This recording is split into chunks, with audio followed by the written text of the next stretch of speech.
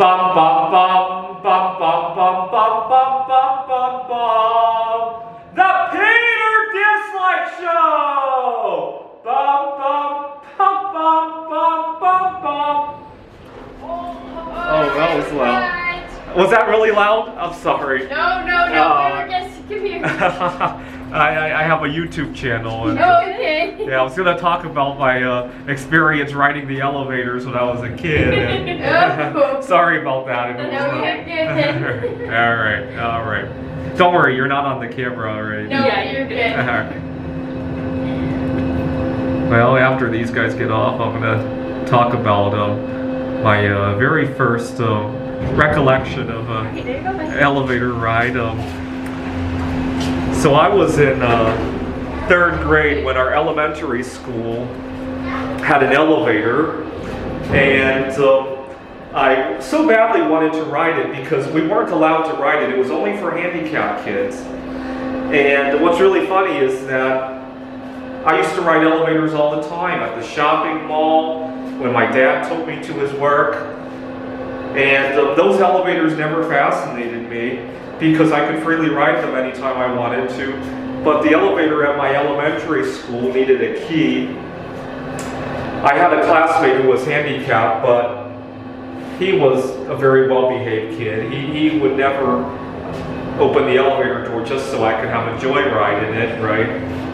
And it really goes to show, because he was seriously handicapped. I remember my mom telling me that to be nice to this kid because he might only live to be in his 20s and 30s, and today he's still alive and living well past what we thought he would live to be. So maybe being well behaved was good. I'm talking about my history with riding elevators, so that's why the video's in. Oh, gotcha.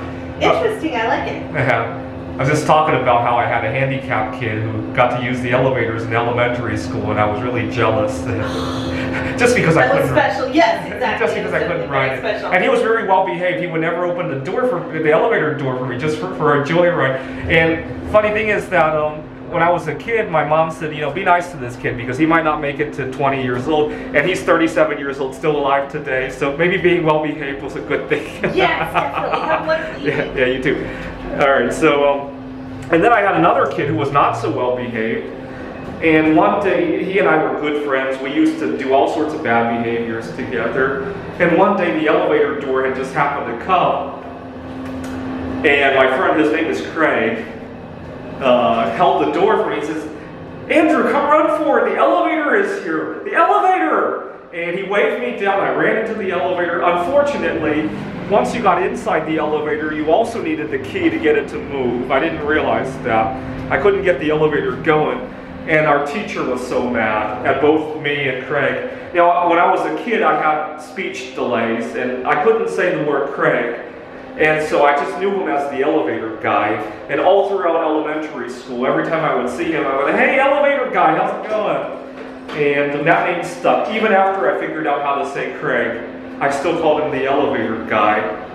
Now, elevator guy eventually went to jail, and what had happened was he got himself. Well, he got addicted to drugs, and he discovered. We used to live in Pittsburgh. He discovered that over in Oakland, which is where we went to school, a lot of people leave their car doors unlocked. And he would check every door, go car prowling, and find an unlocked car. One time he stole somebody's credit card, and he would go to Home Depot and buy stuff to resell. Now, he was really dumb sometimes. Criminals often are. Every day after school, he would go to Home Depot and load up on shit to resell. And the owner of the credit card discovered that every day at the same time, the card was being charged up at Home Depot. And the owner set up a sting, and that's how he got caught.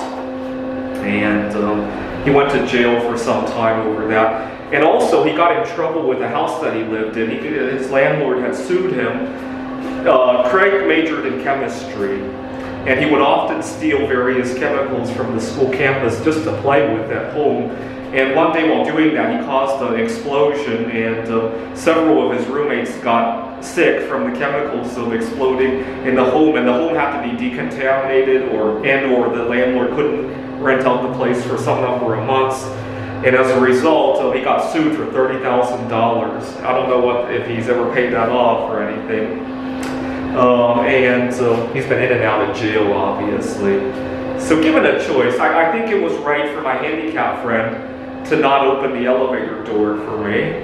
Right? I wouldn't be surprised if my handicapped friend ends up outliving my friend who stole the chemicals from the chemistry lab and got himself arrested for credit card fraud. This is the Peter Dislike Show! Bum, bum, bum, bum, bum, bum, bum, bum, bum, bum, bum, bum.